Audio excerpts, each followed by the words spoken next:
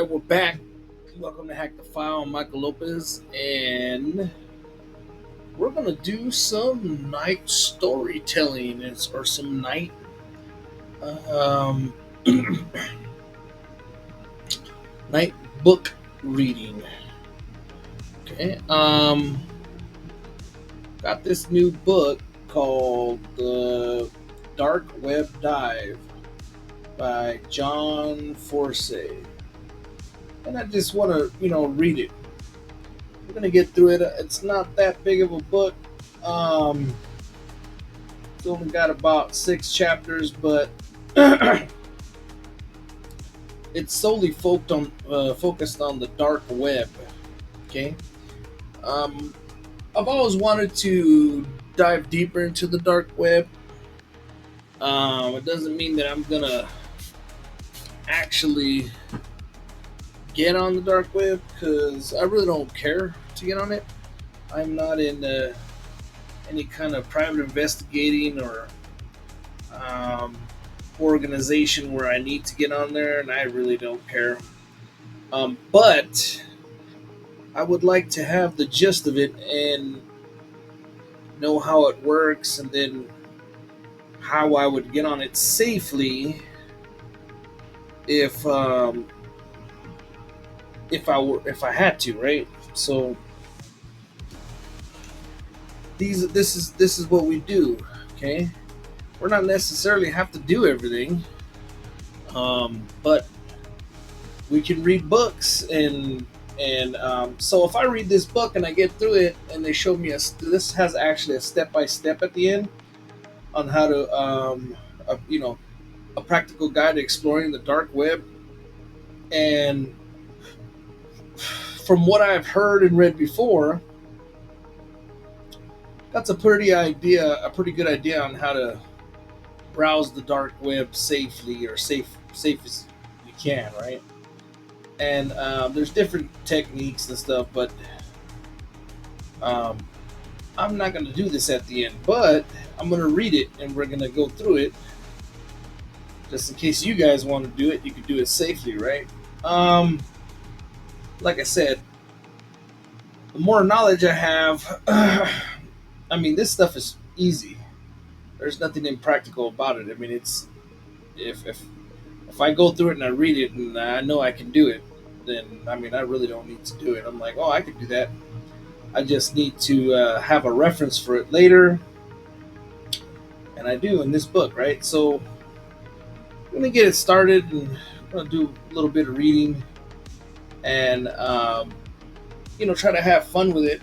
Just reading about the history of the dark web, what people think it is, what it's not, and kind of get an understanding of what the dark web is. And if you're into cybersecurity and you want to know more about cybersecurity, you're gonna want to know about the dark web, right?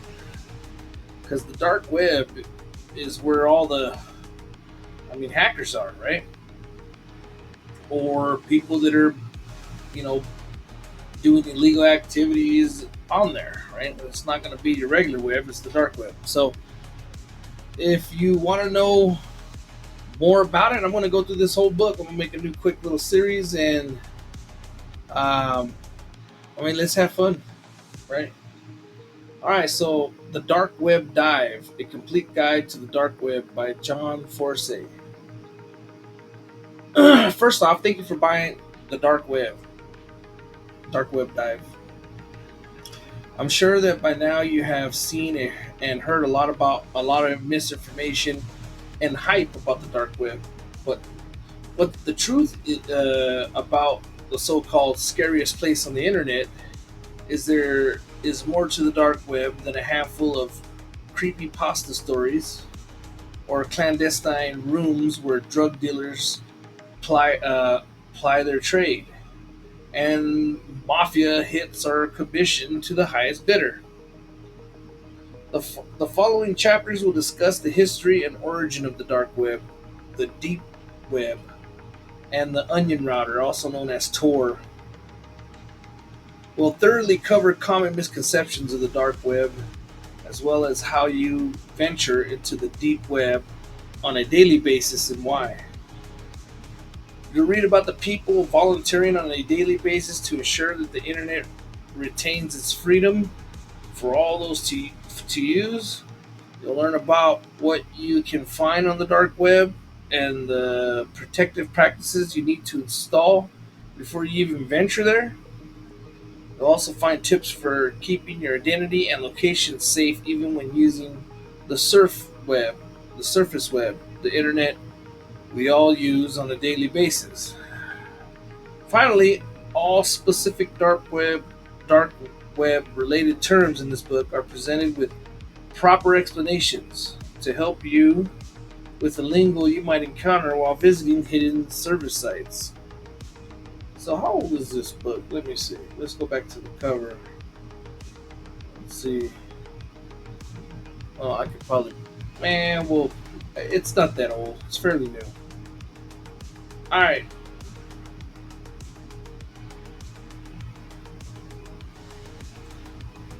Chapter 1.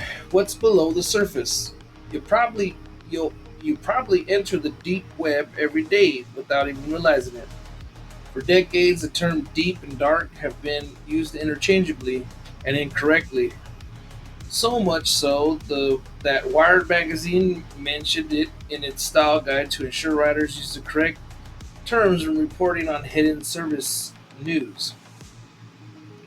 What are hidden services? Unlike human friendly domain names such as www.amazon.com, a hidden service is comprised of 16 characters followed by the onion domain. .onion domain. This domain will be undetectable by standard search engines but can be found by anyone with Tor software or other tools installed on their computer. In the most basic sense, the deep web, contains content that will not be revealed by a search engine. Just as you can't share a post on Facebook with the world if it's edited to be viewed by friends only or random persons, cannot access your online bank account, or at least not without specific skill set, or the public can't view and corporations' private data. The information on the deep web not only consists of the majority of the internet, it is also invisible to most internet surfers. Even the average online shopping experiences delve into the deep web once begin a detailed search to say a particular sweater or a pair of shoes. Court records, academic papers, libraries, and government databases all exist below the surface in the deep web. The iceberg analogy when discussing the regions of the internet is popular, and for a good reason. The surface web is the chunk of the internet visible to the public, or in this case, our iceberg above the water. Like our iceberg, the surface web is smaller than what awaits us below. The surface web is easily explored via search engines. Every site within its index. According to Google, the average search reveals just 0.03% of what the internet actually contains. The deep web, in comparison, is thousands of times larger. Although, where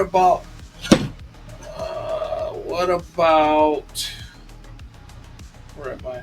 Notoriety. Now, outrageous stories such as chat rooms where assassins ply their trade, vast illegal drug markets, identity theft, and worse, these do and do not occur deeper below the surface of the waves in something called the dark web. The dark web is a place you'll need specific tools to enter. It exists within the deep web, a pocket that grows exponentially each year, and inhabited by not only the curious and the criminal, but by law enforcement as well. Why would anyone want to explore the deep web or the dark web? There are many benefits to exploring the internet anonymously. For businesses, this can bring the advantage of gathering knowledge about their customers before their competitors become aware of a trend or consumer chatter. In a quiet, anonymous world that is the dark web, consumers don't hold back their opinions, and the corporate world can gain insight it never could on a highly regulated, even censored surface web. There is different culture in the dark web. However, one of the numbers obsessed. However, one that the numbers obsessed the corporate world might find difficult to parse. The spirit of the dark web is that the pioneer, regardless of activity, is of the pioneer. I'm sorry, regardless of activity. One story tells of how a dark web frequenter purchased a drug of choice from a vendor, only to receive some grams of cane sugar in the mail. When the user told his story in the dark web chat room, he was contacted by another anonymous entity and found his money refunded by a seller with a heart of gold who hated to see a dishonorable crime being committed in the corner of the shadow net. Another user found he'd downloaded a Trojan virus that had ridden piggyback atop the bootleg version of the Sims game he purchased. A caring good Samaritan walked him how to rid his computer of it. The dark web is a collection of nameless, faceless, and most importantly, numberless guests, gathering in the protective darkness of anonymity. For many reasons, for some, however, remaining anonymous is reasonable enough. What is the structure of the dark web and how does it differ from the internet we use every day?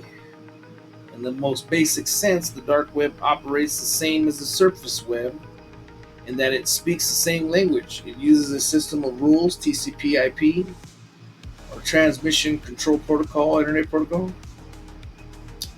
Using these language rules, one computer may communicate with another computer across the internet by gathering network packets of data and sending them to the correct place to receive. You'll, you've heard of terabytes, gigabytes, megabytes, kilobytes, and bits. A packet is the smallest unit in this system of measurement. The TCP level of this computer language is responsible for compressing large amounts of data into shareable packets. IP level is akin to a mile marker, allowing the packets to find their destination across metaphorical miles of the internet. TCP/IP started with four distinct layers: the application layer, the transport layer, the internet layer, and the link layer. The application layer is where the user interacts with the internet directly via an interface. The transport layer hosts communication between web hosts, either the same host, two different hosts, local network, or remote networks. The network layer connects those hosts, and the link layer is the physical equipment itself. After this, the two webs part ways. Surface web domains are listed with the DNS registry, making them easy to find by traditional web browsers such as Firefox, Chrome, and Safari. Websites on the dark web avoid the DNS registry altogether, so cannot be accessed by traditional means. DNS, or domain name servers, are basically your phone books on the internet. They keep a directory of domain names and convert those in IP addresses needed by computers who calculate in terms of numeric internet protocol addresses rather than the catchy website names. Once you use the internet anonymously, it is important you find a reliable DNS provider who won't leak your IP address. Why is this important? Many ISP, internet service providers, and DNS providers keep logs of your search queries, browsing histories, and will even censor what you are able to see. Here are several who do not: FreeDNS, DNS Watch, which not only supports Windows and Mac, but Linux too, Cloudflare, Komodo, Level 3, and VeriSign, who in the fall of 2015 announced their new service and the promise that VeriSign public DNS is free DNS service that offers improved DNS stability and security over all alternatives. The user enters a URL, Uniform Resource Locator, query. That query reaches out to a recursive revolver server, which can be hosted by your internet service provider, your wireless provider, or a third party provider. The recursion revolver server then finds the correct IP address to match your query. It accomplishes this by connecting with a root server and TLD top level domain. Server VeriSign currently has access to more root servers than other DNSs. That being said, dark web users are vocal in their mistrust of any company that does not release regular, thorough, and public audits that provide proof of their information gathering or lack thereof. One company that regularly releases such audits is Cloudflare. Cloudflare provides an app called 11111 for Android and iOS. Finally, not only will the right DNS protect your privacy online, it will greatly increase the speed of your browsing and even provide parental control and filtering content you'd rather your children not have access to. We'll discuss how to get DNS up and running on your system later in this book. In 1960, the first message ever to be sent across what would become the internet was log. When a server at MIT crashed and prevented the user from typing log in, now travelers in the dark web, with their own curiosities to guide them, search for the strange, eerie, and the haunting, much like our ancestors wandered into primordial forests seeking adventure. I like that. There it is, the primordial forest. And adventure lies within. One user in the dark web stumbled upon a vast directory of .html files and images of military and medical faxes. Returning to the top of the subdirectory, the user found a new file had been added named Hello There. Clicking the revealed message, I see you, which prompted the user to immediately get the hell out of Dodge.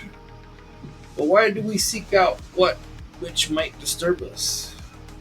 Not everything in the dark web is as notorious as it's made out to be. But there is plenty there to be found and shocked by. So why would anyone want to go?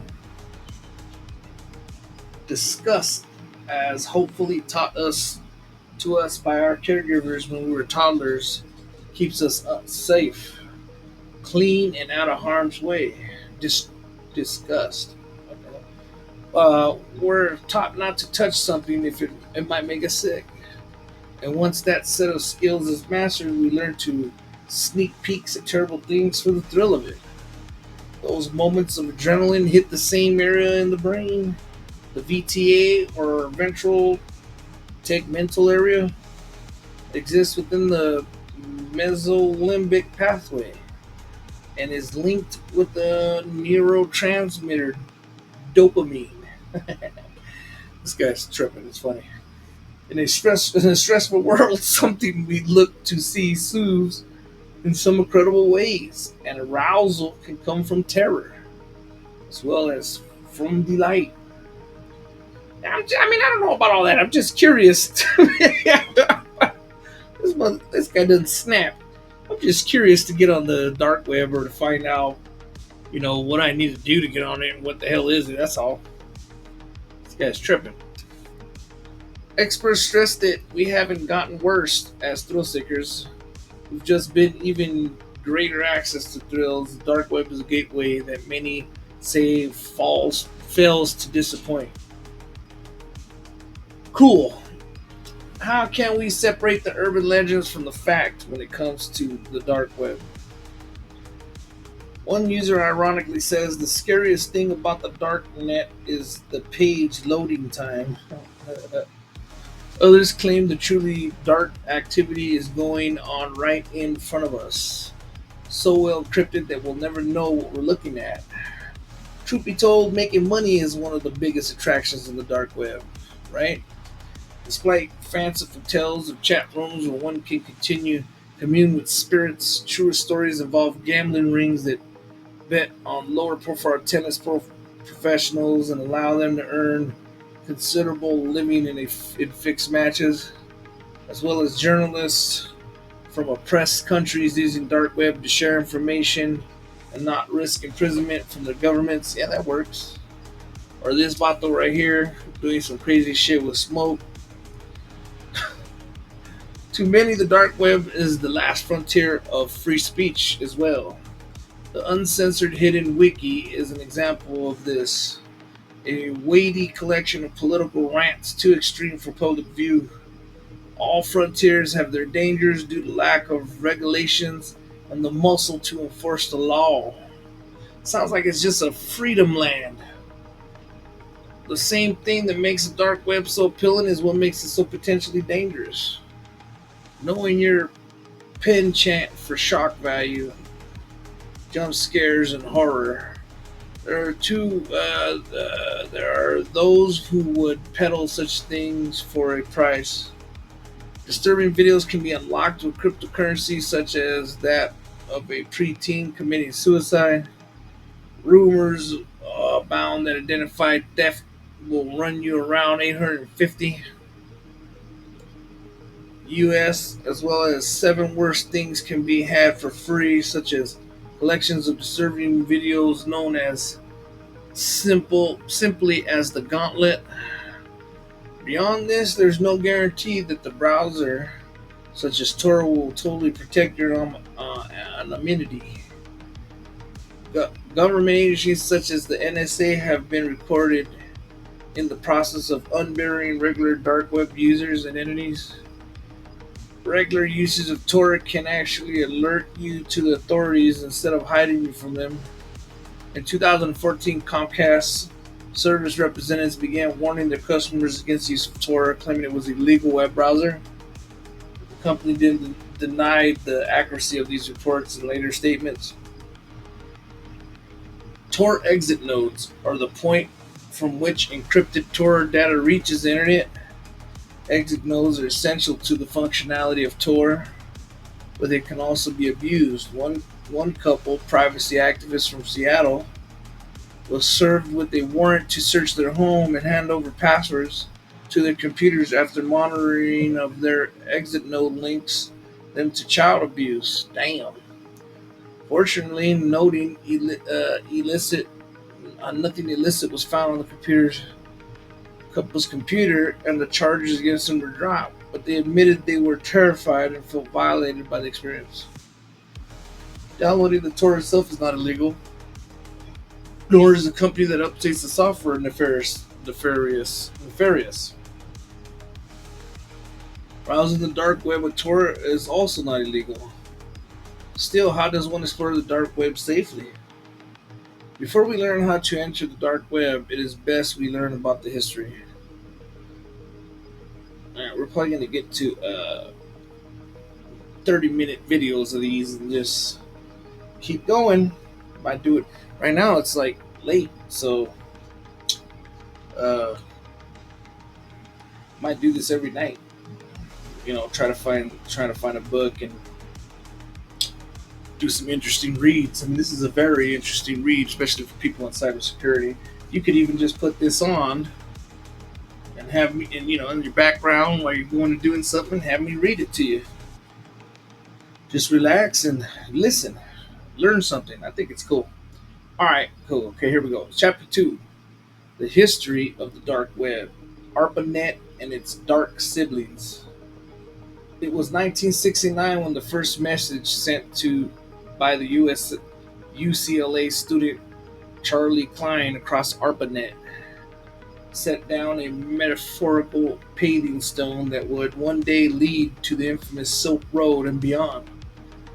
The Advanced Research Project Agency of the U.S. Defense Department puts its money into developing ARPANET, or the Advanced Research Projects Agency Network in an effort to create a network using telephone lines that did not utilize a central hackable core.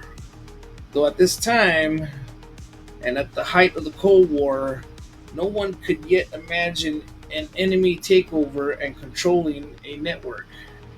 They were merely afraid of the major communication blackout. The research had decidedly academic intent, but used politics to give its work greater emphasis. As the work continued, the network grew tremendously, much to the satisfaction of the Defense Department, and became very much like what the internet looks like today, albeit smaller. And there's a picture of the old server or the old computer. A decade earlier, a $61 billion project called SAGE, Semi Automatic Ground Environment, had been launched to determine enemy aircraft from our own. 20 hours a day, 7 days a week, the SAGE network scanned the skies for Soviet planes carrying nuclear weapons. At the NORAD headquarters, North American Aerospace Defense Command, on Cheyenne Mountain, SAGE even provided an enormous war room styled map of North America. The SAGE network was comprised of 23 massive mainframe computers. The ANFS Q7, built by IBM, each weighing about 250 tons. Damn. Occupying a half an acre of space containing 60,000 vacuum tubes and 49,000 electron tubes. Dang. Each of these computers was placed at a radar station housed within windowless four-story concrete buildings, where the information gathered was processed by human technicians in real time by using machines with magnetic core memory. As the technicians sat in their posts, they would watch a screen for incoming blips and tap each blip with a light pin, thus altering the computer to monitor the aircraft carefully. In hindsight, SAGE did very little to protect against Soviet planes.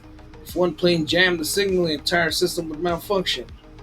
Luckily for us, the technology gave way to better things such as internet, as we know now, as we now know it. ARPA was eventually demilitarized when revolutionary thinkers and scientists Joseph Carl Robert Lichter, or Lick, as he was preferred to be called, joined ARPA's Information Processing Techniques Office, or IPTO. The recipient of a doctorate from the University of Rochester and frequent Harvard lecturer, his vision of the future where humans and computers worked in tandem to create better worlds provided fertile intellectual ground for now liberated project. That that is how, in the wake of former military conservatism, ARPA became the gateway to now modern concepts of computer flight simulation, multi-programming, and computer graphics. 4 years later, Lick was replaced by Robert Taylor as the director. Taylor observed technicians communicating with each other over teletype machines that were hooked up to the mainframe computers. Taylor realized the waste and unnecessary cost of using teletype machines when a single language could be created to allow the computer to speak directly to each other over the network. And this proposal for the funding of ARPANET was born. Alright, so in an essay that Lick and Taylor co-wrote, the statement argued that the future of modern internet and social media, in a few years, men will be able to communicate more efficiently through a machine than face to face. So this is basically going over the history of the internet first, right? And this is all accurate. So ARPANET, and I mean we're going to keep reading, but it's just going through the history of um, the internet. All right, so we're gonna stop right there. We're gonna do these little 30-minute videos, okay? Because I don't like reading too much, but I mean, there's only 6 chapters of this, so this is probably gonna be about, I would say, 2, 4, 6, like about 3 or 4 videos, maybe 5. Um, you guys should stick with this series because I'm gonna read this just to fill in some videos. I think it's tremendously important for us to understand how every facet of cybersecurity works. If you ever hit the field and they start working on this stuff, your practical, you know, know-how with your knowledge will come in handy because if they, you'll be able to do, hook this up and set up a PC for the dark web.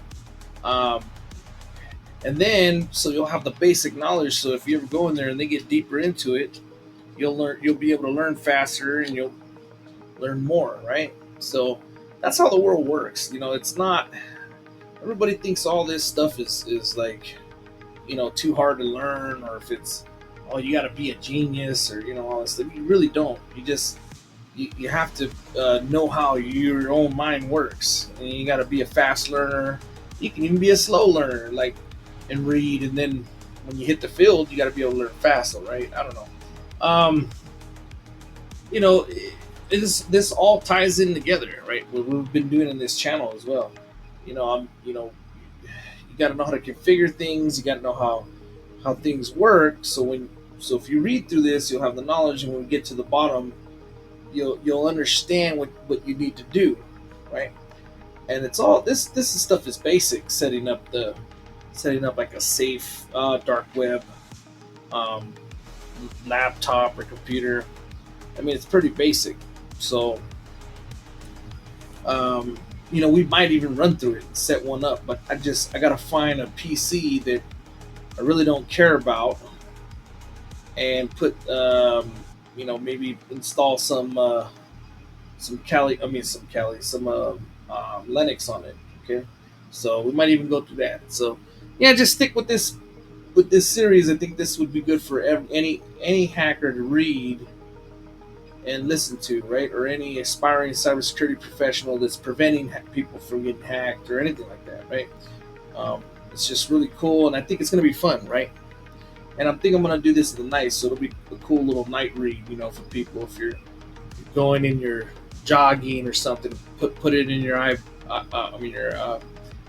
your playlist, or listen to it while you're jogging or working out in the night, or whatever you're doing. All right, that was Hack the File, and see you next time. Have fun.